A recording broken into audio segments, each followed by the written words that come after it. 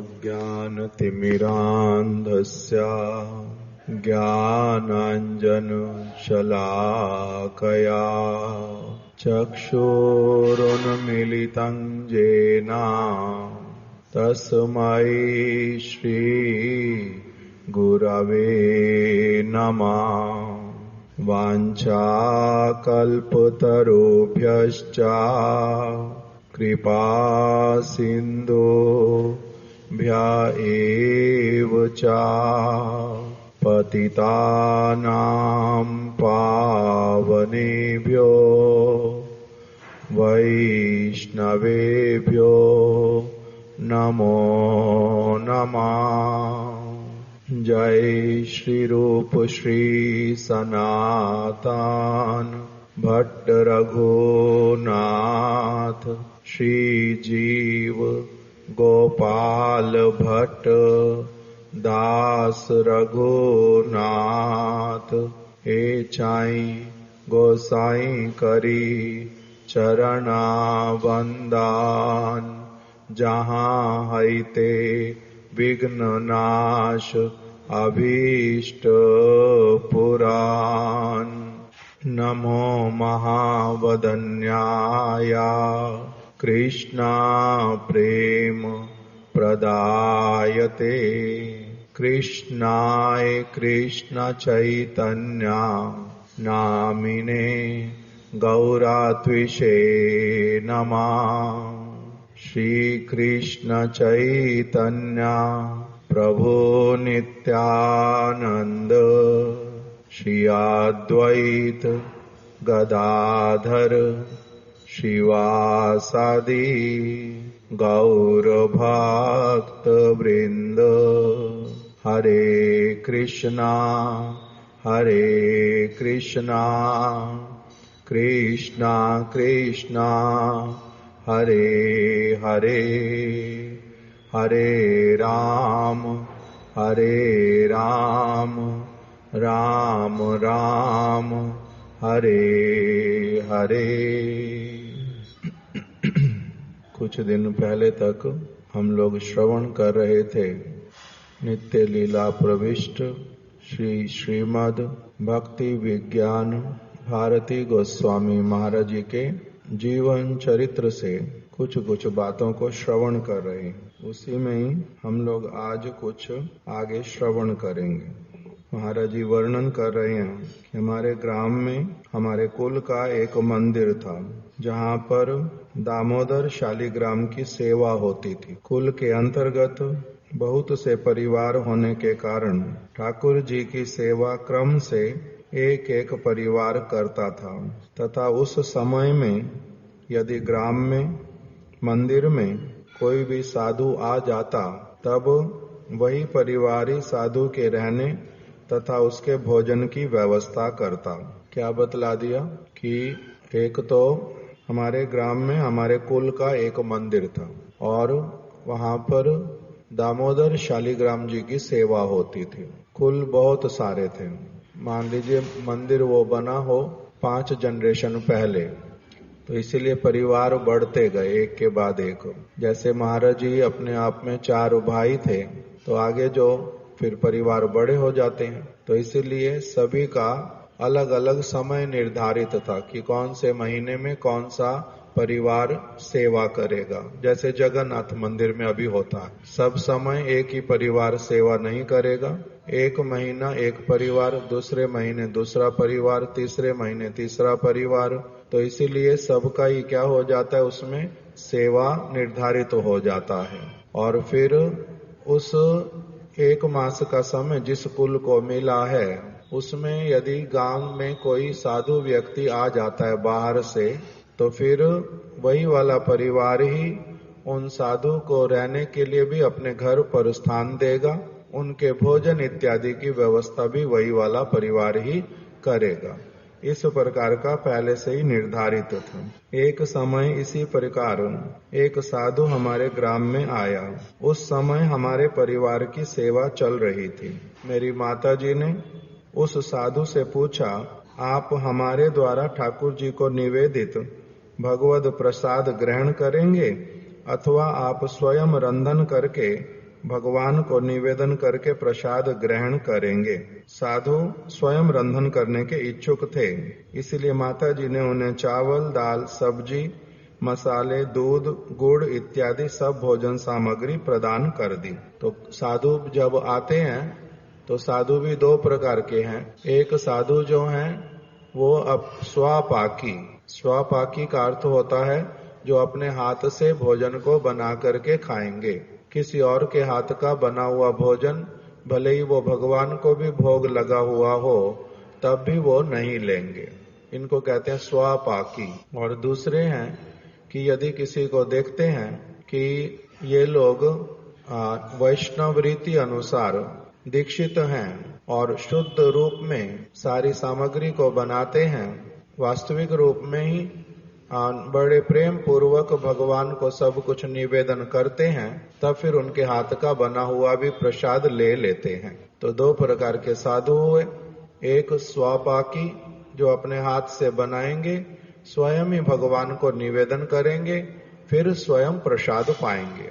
दूसरे किसी सद वैष्णव के द्वारा अगर बनाया गया वस्तु है, भगवान को निवेदित है, तब फिर वो उनके बना हुआ ही ले लेंगे। तो अभी जो महाराज जी के गांव में साधु आए, उन्होंने क्या कहा? उन्होंने कहा नहीं, मैं अपने हाथ से बना करके ही लेना अच्छा समझता हूँ। तो फिर महाराज जी की माता जी ने उनको स्थान दे दिया, रहने के लिए स्थान दे दिया, भोजन कहाँ पर बनाएंगे, और फिर स्थान की सामग्री सारी वहां पर भेज दी।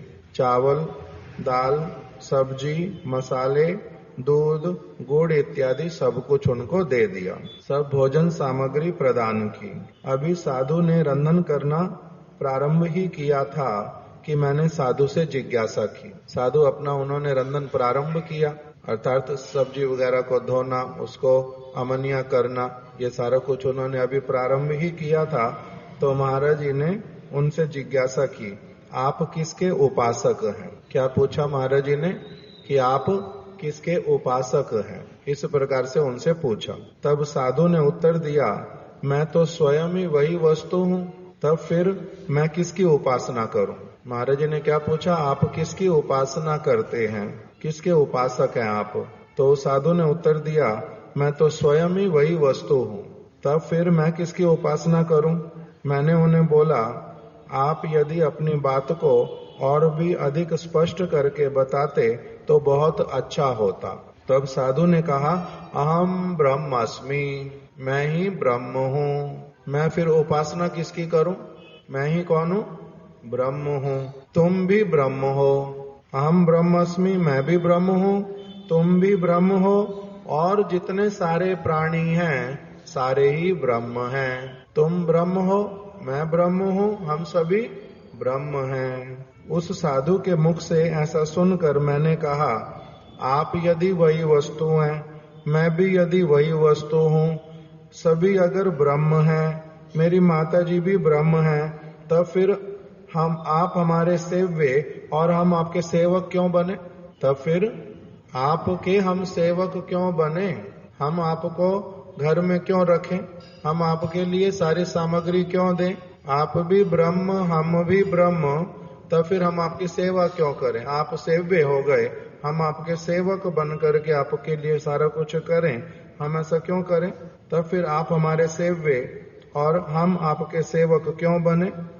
मेरी बात सुनते ही साधु बिगड़ गया तथा वहां से उठकर जाने लगा। मेरी माताजी मुझे डांटने लगी कि साधु से क्या ऐसे बात करते हैं, साधु से क्या ऐसे बात करते हैं। मेरी माताजी मुझे डांटने लगी। वह साधु को बालक की बात का बुरा नहीं मानने तथा भोजन को प्रस्तुत करने हेतु प्रार्थना करने लगी। वो साधु को क्या कहने लगी, ये बालक है, छोटा है, कुछ भी बोल बैठता है, इसकी बात का बुरा मत मानो, आप कृपा करके भोजन बनाओ। क्योंकि वो तो अपना भोजन छोड़ करके उठ करके जाने लगा, रुष्ट हो गया, बिगड़ गया। तो माता का मन बहुत दुखी हुआ और तथा वह बहुत अधिक भयभीत भी हो गई। एक तो क्या हो गया, मन भयभीत हो गया, दुखी हुआ, और दूसरा भयभीत भी हो गया। क्यों? क्योंकि साधु बिना भोजन किए अगर घर से चला जाएगा तो हमारा तो अमंगल होगा, माता जी के मन में आ गया। और मैं तब भी कह रहे, मैं क्या कह रहा था, मैं तब भी यही कह रहा था कि ये कैसा साधु है, ये कैसा साधु है, ये तो बोल रहे इसका उपासक ही कोई नहीं है, यही ब्रह्म है, आप ब्रह्म हो, मैं भी ब्रह्म हूं, हम सारे ब्रह्म हैं, ये तो यही कह रहे हैं। तो उपासना, इसका उपासक, ये किसी का उपासक ही नहीं है, ये कैसा साधु है फिर। मैं तब भी यही कह रहा था कि ये कैसा साधु है। और दूसरी बात मैंने ये भी बोला कि मैंने तो सरल हृदय से जिज्ञासा की थी कि आपके उपासक कौन है। मैंने तो सरल हृदय से सिंसियर होके प्रार्थना पूछा था, और इतना इनके उत्तर को सुनकर जब मैंने अगला प्रश्न किया तो इसमें इतना बिगड़ने की क्या बात है। अगर मैं सरल हृदय से सिंसियरली कोई प्रश्न कर रहा हूं किसी साधु से, तो साधु को क्या इसमें बिगड़ना चाहिए? इसमें तो बिगड़ने की बात नहीं। मैंने क्या पूछा साधु से, आपके उपासक कौन है? और उन्होंने उत्तर दे दिया, मेरा कोई उपासक नहीं है, मैं ही ब्रह्म हूं, तुम भी ब्रह्म हो, सारे ब्रह्म हैं, इसलिए उपासना किसकी, मैंने किसकी उपासना करनी, मैं ही तो वही वस्तु हूं। इन्होंने ऐसा उत्तर दिया। तब मैंने आगे फिर प्रश्न किया कि फिर आपकी सेवा हम क्यों करें, आप सेव्य बनो, हम सेवक बने, ऐसा क्यों करें हम? मैंने कोई खराब बात पूछी है? मैंने तो सिंसियरली पूछा था, सरल बात से पूछा था, तो इसमें इतना बिगड़ने की क्या बात है? फिर महाराज जी कह रहे हैं साधु ही यदि क्रोध करेंगे, और तब फिर यदि लोगों की कोई जिज्ञासा होएगी तो वो किससे करेंगे? अगर साधु को ही नहीं पूछूंगा कुछ भी, साधु की बातों को समझने की चेष्टा नहीं करूंगा, तो फिर क्या करूंगा? और ये बिगड़ जाएगा। साधु ऐसा होता है जो उससे कोई बात पूछेंगे और वो बिगड़ जाएगा। सिंसियरली उत्तर क्यों नहीं देंगे सरल रूप में? मैंने क्या पूछा, सिर्फ कि आप किसके उपासक हो, यही नहीं बोलना चाहते। इन्होंने बोल दिया मैं ब्रह्म हूं, तुम ब्रह्म हो। जब मैं पूछ रहा हूं कि हम अगर सारे ब्रह्म हुए तो फिर आपकी सेवा क्यों करें? क्योंकि शास्त्र तो बोलते हैं साधु की सेवा करनी चाहिए, भगवान का जो भक्त है उसकी सेवा करनी चाहिए, तभी तो वो साधु है। साधु का मतलब क्या होता है? सत वस्तु में जिसका चित्त लगा हुआ है। सत वस्तु मतलब भगवान, जो सत्य वस्तु है, जिनकी सत्ता है, जिनकी सत्ता से बाकी सबकी सत्ता है, जिनके कारण सब कुछ चल रहा है, जिनकी इच्छा से ही सब कुछ होता है, वही तो भगवान है। तो अगर मैंने पूछा कि ये इनको साधु देख करके, तो मैंने पूछा इनका तो सत वस्तु में चित्त होगा, और ये क्या, इनका तो सत वस्तु में चित्त नहीं है, तो क्या कह रहे हैं, मैं ही ब्रह्म हूं, मैं ही सबका मैं ही उपासक हूं, मेरे ही उपासना सब करता हूं। ये कोई बात होती है? इनका कोई उपासक ही नहीं है। जब मैंने पूछा तब फिर आप बड़े कैसे हुए, हम छोटे कैसे हुए, आप सेव्य कैसे हुए, हम आपके सेवक कैसे हुए? तो इस बात का उत्तर नहीं देकर के उल्टा बिगड़ रहे हैं। साधु से अगर प्रश्न नहीं करूंगा तो किससे करूंगा? इसमें बिगड़ने की क्या बात थी? और साधु अगर क्रोध करेंगे, फिर अगर कुछ पूछने की इच्छा होगी तो किससे पूछूंगा? जिज्ञासा अगर होए मन में तो जिज्ञासा किससे करूंगा? और दूसरी बात, मैं बाल्य अवस्था से शालिग्राम शिलाओं भगवान के विग्रह को अपना प्रभु तथा स्वयं को उनके दास का अभिमान करने की जो शिक्षा आपसे प्राप्त करता रहा हूं, क्या इनकी बात सुनकर चुपचाप इनके सिद्धांत को स्वीकार कर लूं? और क्या बोल रहे हैं कि मैंने बचपन से ही, बाल्य अवस्था से मैंने क्या सीखा? शालिग्राम शिला क्या है? भगवान है, साक्षात भगवान है, और भगवान का विग्रह जो है वो भगवान है। हम भगवान नहीं है, हम उनके कौन है? दास हैं। ये मैंने बचपन से सीखा है। शालिग्राम शिलाओं भगवान के विग्रह को अपना प्रभु मानते हैं हम लोग, और स्वयं को क्या मानते हैं? हम उनके दास हैं। ऐसी वाली शिक्षा तो मेरे को माता जी आपसे ही प्राप्त हुई है। तो जो शिक्षा मैंने पहले प्राप्त की हुई है, अब अगर उससे अलग कोई शिक्षा ये मेरे को दे रहे हैं तो क्या मैं चुपचाप सुन लूं? मैंने पहले सीखा हुआ है भगवान है, वो प्रभु हैं, हम उनके दास हैं। शालिग्राम शिला भगवान है, हम वो वस्तु नहीं है, वो अलग वस्तु है, हम अलग वस्तु हैं। भगवान का विग्रह अलग वस्तु है, मैं अलग वस्तु हूं।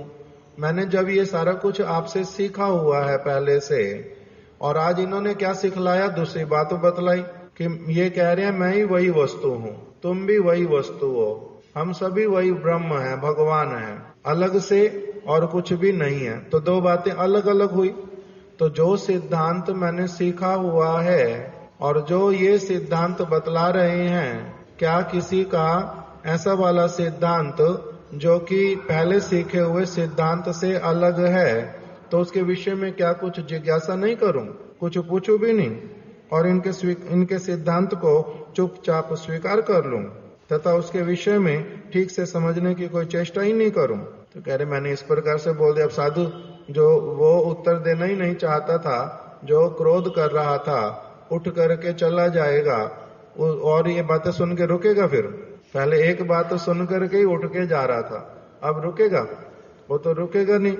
तो फिर जो हो, मेरी माता ने जैसे तैसे करके उन्हें भोजन बनाने के लिए मना लिया और मेरे को वहां से हटा दिया। तुम यहां से हट जाओ, मेरे को हटा दिया। साधु से उत्तर तो मिला नहीं किसी बात का मेरे को, किंतु मेरी माता जी ने वहां से हटा दिया और जैसे कैसे करके उस साधु को उन्हें भोजन कराने के लिए मना लिया।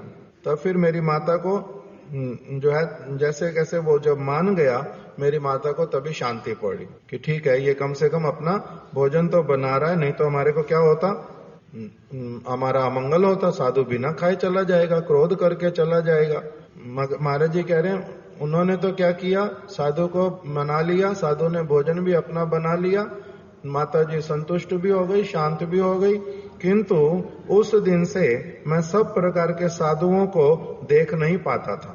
अर्थात कोई भी व्यक्ति कहेगा कि मैं साधु हूं, मैं इस बात को नहीं मान पाता था। क्यों? क्योंकि इनका सिद्धांत जो है वो भूल है। बहुत सारे लोग ऐसे वाले हैं साधु जो कहते हैं हम किसकी उपासना करें, हम ही वही वस्तु है, हम ब्रह्म है।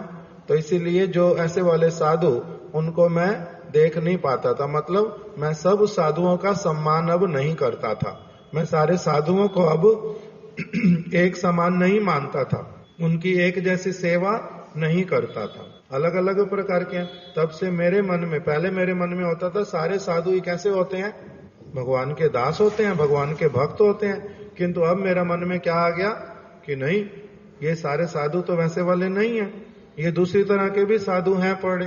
तब से फिर मैं ऐसे सब प्रकार के साधुओं को देख नहीं पाता था।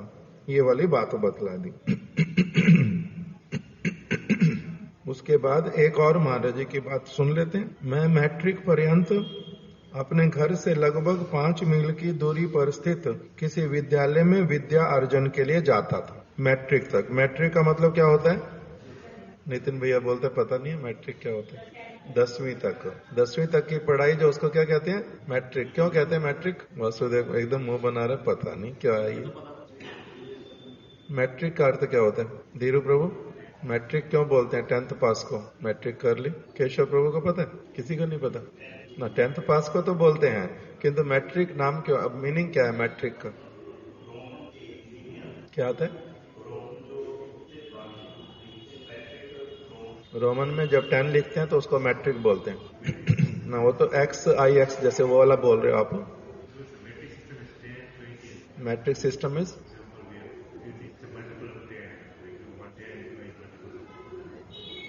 एनीवे क्लियर नहीं है अभी, जो भी हो।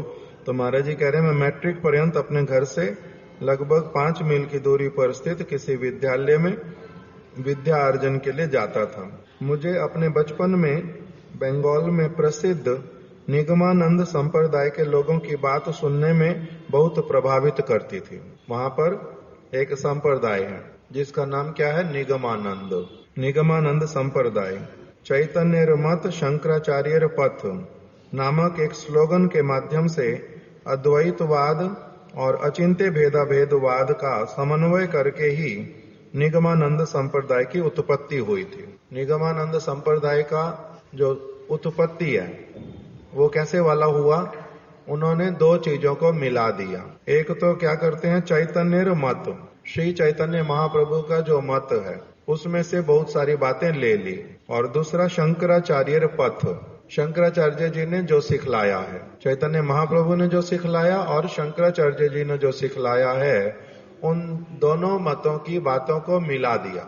कुछ कुछ बातें उनकी ले ली चैतन्य महाप्रभु की, और कुछ कुछ बातें शंकराचार्य जी की ले ली, और लेकर के इकट्ठे मिला दिया, और फिर अपना एक नया संप्रदाय का नाम रख दिया, निगमानंद संप्रदाय। उस समय मुझे उनके सिद्धांत नहीं बल्कि केवल बाहरी रूप से पालन किए जाने वाले नियम ही अधिक आकर्षित करते थे।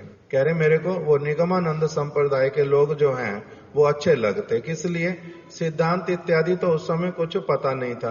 क्या इन्होंने चैतन्य महाप्रभु का मत में से लिया है, क्या इन्होंने शंकराचार्य के मत से लिया है, ये तो सब कुछ पता नहीं था। किंतु उनके बाहरी रूप में जो वो नियम पालन करते थे वो मेरे को आकर्षित करते थे। क्या थे वो? उनके आश्रम में जितने भी लोग प्रसाद पाते थे उन्हें प्रसाद के पश्चात अपना जूठा पत्तल उठाने की अनुमति नहीं थी। जो भी व्यक्ति प्रसाद पाएगा वो प्रसाद पाने के बाद अपनी पत्तल उठा करके नहीं ले सकता, वो अपने आप उठा के नहीं फेंकेगा। प्रत्येक दिन कौन सा व्यक्ति पत्तल उठाएगा उसका नाम हॉल के बाहर लिखा रहता था। हर रोज एक अलग अलग व्यक्ति पत्ते उठाएगा, जूठा सबका पत्तल उठाएगा और उसका नाम लिखा होगा। इससे क्या लाभ हुआ? इससे लाभ क्या हुआ? कोई छोटा और कोई बड़ा नहीं है। ऐसा नहीं कि हर रोज कोई दूसरे पत्तल उठाएंगे। हर व्यक्ति क्या करेगा? अपनी पत्तल के साथ साथ बाकी सब लोगों की पत्तल भी उठाएगा। तो इस प्रकार से करने से क्या होगा? छोटे और बड़े का विचार रहेगा नहीं, मैं इसका जूठा क्यों उठाऊं, ये वो महाराज जी ने ये देखा। दूसरा, सप्ताह के कौन से दिन में कौन सा कीर्तन करेंगे इसमें भी उनका नियम था। अर्थात रविवार के लिए निर्धारित कीर्तन अन्य किसी दिन नहीं किए जा सकते थे तथा अन्य दिनों के लिए निर्धारित कीर्तन भी रविवार को करना निषेध था। तो वहां पर कीर्तन भी जो है कौन से होंगे? सोमवार को कौन सा होएगा, रविवार को कौन सा होएगा, मंगलवार को कौन सा होएगा। क्यों? क्योंकि उन्होंने शंकराचार्य जी के मत को बीच में लिया। तो शंकराचार्य जी का मत बीच में लेने का मतलब क्या हुआ? पंचो उपासना को बीच में लेना। तो सूर्य की उपासना करेंगे कौन से दिन? रविवार को। फिर गणेश की उपासना, शंकर की उपासना सोमवार को, विष्णु की उपासना करेंगे वीरवार को। तो जिसकी उपासना जिस दिन होएगी उसका कीर्तन उस दिन होएगा। अगर आगे पीछे कोई मिला देगा तो गड़बड़ मानते हैं वो। तो इसीलिए क्या कर दिया नियम? रविवार के दिन अलग कीर्तन, सोमवार के दिन अलग कीर्तन, इस प्रकार से कर दिया। और दिनों में करना निषेध था। उसके बाद में लिखा है, भगवान श्री कृष्ण ने 4 वर्ण तथा 4 आश्रमों की सृष्टि की है। 4 आश्रमों में से ब्रह्मचर्य आश्रम ही प्रथम है। प्राथमिक अवस्था में ब्रह्मचर्य पालन ही धर्म है। ब्रह्मचर्य के पालन करने के विषय में नहीं सीखने पर त्यागी बनना संभव पर नहीं है। अतएव ब्रह्मचारी को नरम बिस्तर पर नहीं सोना चाहिए। ये भी वही निगमानंद के आश्रम में महाराज जी कह रहे मैंने सीख लिया। और उन्होंने क्या कहा? 25 वर्ष की आयु तक ब्रह्मचर्य का स्ट्रिक्टली पालन करना है। तो इसलिए जो जो चीजें उन्होंने कही वो मैंने पालन करनी शुरू कर दी। दूसरा, 5 रूला से मैं 10-12 दिन के लिए निगमानंद के आश्रम में भी रहने के लिए गया। 5 रूला एक गांव। महाराज जी के जन्म स्थान का नाम क्या है? महाराज जी का जहाँ पर जन्म हुआ उस स्थान का नाम क्या है? किसी को पता है? नहीं पता। बांकुड़ा जिला है। उसके अंतर्गत कहाँ पर? नहीं पता। सीतारामपुर। महाराज जी के अपने गांव का नाम था सीतारामपुर। बांकुड़ा जिला सीतारामपुर गांव का नाम है। और वहां से फिर बाद में महाराज जी रहने के लिए चले गए थे 5 रूला ग्राम में। उनके माता पिता उनकी विवाह कराना चाहते थे 16-17 वर्ष की आयु में। तो अभी विवाह नहीं करना है, इसीलिए घर से अलग जगह पर जाकर के रहने लगे 5 रूला ग्राम में। वहां पर क्या करते थे? रहते भी हैं और साथ में वहां पर ओपन स्कूल, मतलब कि पेड़ के नीचे कुछ लोग इकट्ठे हो जाते, गांव के 5 रूला के बच्चे, महाराज जी उन बच्चों को पढ़ा देते थे, पढ़ाई कराते थे, उनको अध्यापक का कार्य किया। इस प्रकार से 5 रूला गांव में रहते थे। तो फिर महाराज ये भी वही बोल रहे हैं कि मैं 5 रूला गांव से कहां पर चला गया? कुछ दिन 10-12 दिन निगमानंद के आश्रम में रहने के लिए भी चला गया। वहां रहकर मैंने देखा उस आश्रम में सीनियर तथा जूनियर का कोई विचार नहीं था। सीनियर और जूनियर क्या होता है ये कोई विचार नहीं था। और एक नियम था वहां पर, सभी को ही कथा में बैठना पड़ता था। जिस समय कथा होएगी उस समय बैठना पड़ेगा। और क्या होएगा? जिसे जो सेवा दी जाएगी उसे वही करनी पड़ेगी। कोई भी अपनी इच्छा से किसी कार्य को नहीं कर सकता था तथा जो सेवा कार्य अथॉरिटी कहेगी उसे ना भी नहीं कहना चाहिए, ना भी नहीं कह पाएगा। जो भी आश्रम में रहेगा उसको क्या करना पड़ेगा? सेवा करनी पड़ेगी, कथा में बैठना पड़ेगा। जो सेवा कही जाएगी उस सेवा को ना नहीं कह सकता कि मैं ये नहीं करूंगा, ना नहीं कह सकता। और सीनियर और जूनियर का कोई विचार नहीं था। आश्रम से बाहर जाने पर अथॉरिटी को बोल कर ही जाना पड़ेगा। बिना बताए बाहर जाने पर, आश्रम में आने पर अथॉरिटी उसको अंदर नहीं आने देगी। अगर कोई बिना बताए बाहर गया, बाहर से फिर अंदर आने पर अथॉरिटी उसको अंदर आने नहीं देगी। और यदि उसने तब भी कुछ विशेष कारण बताया, तब अथॉरिटी में एक एक व्यक्ति के पास जाकर के क्षमा प्रार्थना करनी पड़ेगी, तभी फिर सिक्योरिटी गार्ड जो है वो उसको उसके कक्ष में जाने देगा। इस प्रकार की महाराज जी कह रहे, मैंने क्या किया, उसमें निगमानंद संप्रदाय के लोगों से ये मैंने जब देखा मेरे को अच्छा लगा। उनकी बात सुनकर मैं ब्रह्मचर्य के पालन को अत्यंत आदर की वस्तु समझता था। उनकी बातें सुनी थी, उनके आश्रम में कुछ दिन रहने के लिए गया। उनकी बात सुनकर मैं ब्रह्मचर्य के पालन को अत्यंत आदर की वस्तु समझता था। मैं उसके बाद अपने घर पर तो लौट आया, किंतु मैं अपने घर पर केवल चटाई, तकिया तथा मच्छरदानी लेकर के ही सोता था और कोई भी वस्तु व्यवहार नहीं करता था, गद्दा इत्यादि। परिवार के सदस्य मेरे इस प्रकार के वैराग्य पूर्ण व्यवहार का लेश मात्र भी समर्थन नहीं करते थे। परिवार के जो सदस्य, उन्होंने मेरे को जब देखा कि मैंने इस प्रकार से वैराग्य पूर्ण व्यवहार करना, तो उसको वो समर्थन नहीं करते थे कि तूने ये क्या सीख करके आ गया, कहाँ से सीख करके आ गया, क्यों इस तरह की चीजें करनी है, इसको वो अच्छा नहीं मानते थे। मेरे 15-16 वर्ष की आयु में मेरे विवाह की बातें होने लगी। इसी कारण मैं अपने घर से बहाना बनाकर गोपन में रहने के लिए पांचरूला ग्राम में चला गया। ये पांचरूला ग्राम की बात बताई। मैं पांचरूला में क्या करता था, आगे वाली बात वही बोल रहे हैं। मैं पांचरूला में खुले एक नए प्राइवेट प्राइमरी स्कूल में प्राइवेट मास्टरी करने लगा। प्राइवेट मास्टरी क्या होती है? मतलब कि गवर्नमेंट जॉब नहीं है, प्राइवेट जॉब। किसी ने अपना स्कूल खोला हुआ है और वो क्या करते हैं, कोई स्कूल की बिल्डिंग नहीं है, उनके पास जगह है केवल, और पेड़ के नीचे ही बैठ करके बच्चों को पढ़ाना पड़ता है। तो मैं वहीं पर पढ़ाने लगा। किसी एक घर को सामान्य किराए पर लेकर वहीं स्वयं रंधन करके खाने लगा। कोई मुझे पहचान ना ले, इसी कारण ग्राम के किसी भी व्यक्ति से अधिक वार्तालाप नहीं करता था। क्यों ना पहचान ले? क्योंकि ब्राह्मण परिवार का बालक और अभी यहाँ पर केवल अपने घर को छोड़ करके रह रहा है।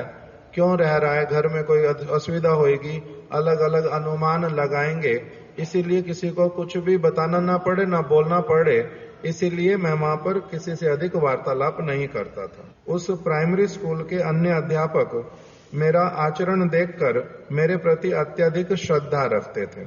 एक दिन एक विद्यार्थी का पिता मेरे निकट आकर अभियोग करने लगा। अभियोग मतलब शिकायत।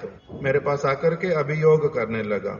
कोई एक विद्यार्थी है, उसके पिताजी आ गए महाराज जी के पास और वो क्या कहने लगे, शिकायत करने लगे। क्या कहते हैं कि उसका पुत्र प्रतिदिन खाने में अंडा मांगता है, अतएव मैं उसे ऐसी डिमांड करने हेतु निषेध करूं। बच्चा क्या करता है, अपने पिताजी से हर रोज अंडा खाने के लिए मांगता है, अंडा खाने के लिए मांगता है। और पिताजी ने क्या किया, महाराज जी के पास आकर के बोला कि बच्चे को कहो कि हर रोज मेरे से ये वाली डिमांड ना किया करे, मैं हर रोज अंडा खरीद के उसको नहीं खिला सकता, मेरे लिए अंडा खिलाना महंगा पड़ता है। ये डिमांड करता है हर रोज कि मेरे को अंडा खाना है।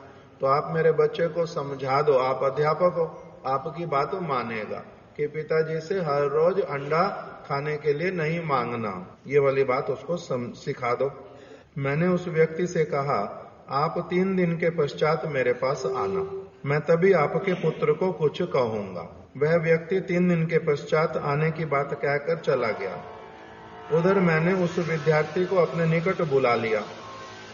पहले तो उसके पिताजी आए थे, पिताजी को अब महाराज जी कहते मैंने भेज दिया, और फिर उस बच्चे को मैंने अलग से अपने पास बुलाया और उसको अपने निकट में बुलाकर उससे मैंने एकांत में जिज्ञासा की, क्या तुम अंडा खाते हो? बालक ने कहा, हाँ सर मैं खाता हूं। प्रतिदिन खाते हो? हाँ सर प्रतिदिन ही खाता हूं। मैंने कहा एक तो अंडा खाना ही अच्छा नहीं, उस पर भी प्रतिदिन, यह बात तो बिल्कुल अच्छी नहीं है। तब मैंने उससे जिज्ञासा की, तुम्हें प्रतिदिन अंडा खाने का अभ्यास कहाँ से पड़ा? ये तुम्हारे को हर रोज अंडा खाना है, तुम्हारे को ये आदत कहाँ से पड़ी? तो बालक ने कहा, मेरी प्रारंभ में अंडे खाने में लेश मात्र भी रुचि नहीं थी, किंतु मेरे पिताजी ही बीच बीच में मुझे जबरदस्ती अंडे खिलाते थे। वही लाते थे, वही मेरे को अंडे खिलाते थे जबरदस्ती। नहीं खाने पर मुझे पीटते थे कि अंडा नहीं खाएगा तेरा स्वास्थ्य कैसे अच्छा रहेगा।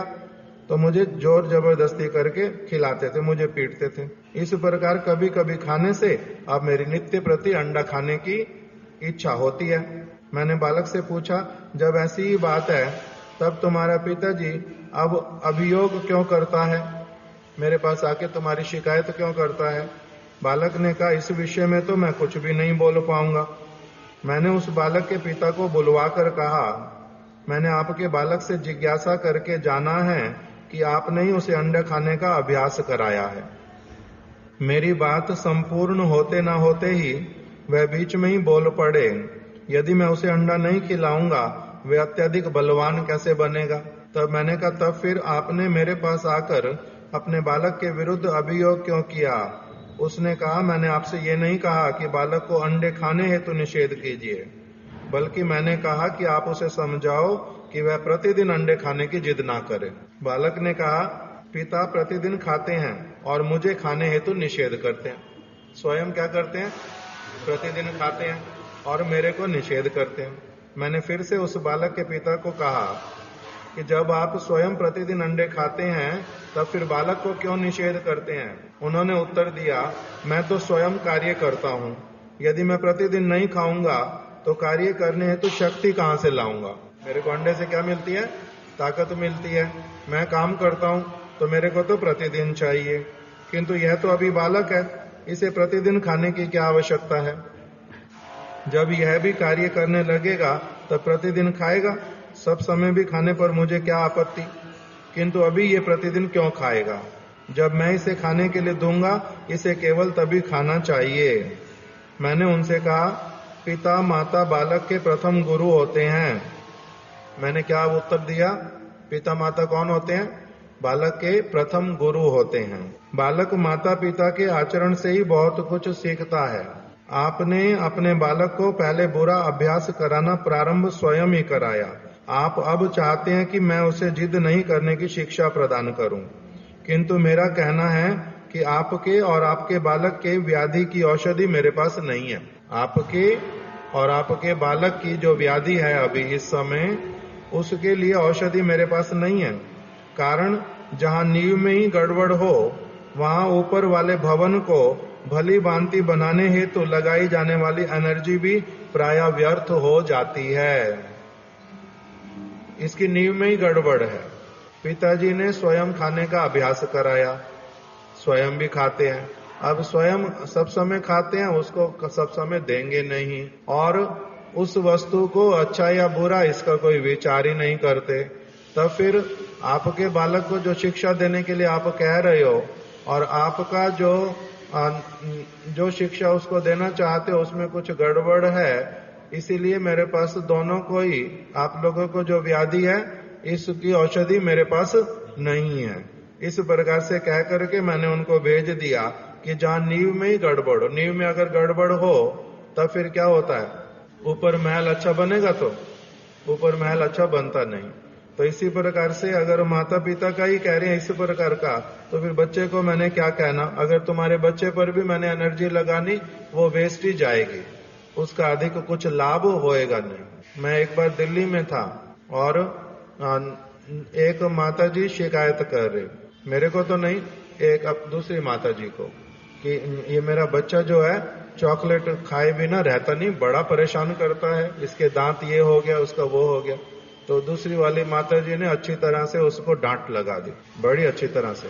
उसके मुंह चॉकलेट किसने लगाई थी? उसको टेस्ट लगाया किसने था चॉकलेट का? पहले स्वयं खरीद करके उसको खिलाई चॉकलेट, और अब कहती है चॉकलेट ज्यादा खाता, अब चॉकलेट ज्यादा खाता, चल यहां से जा।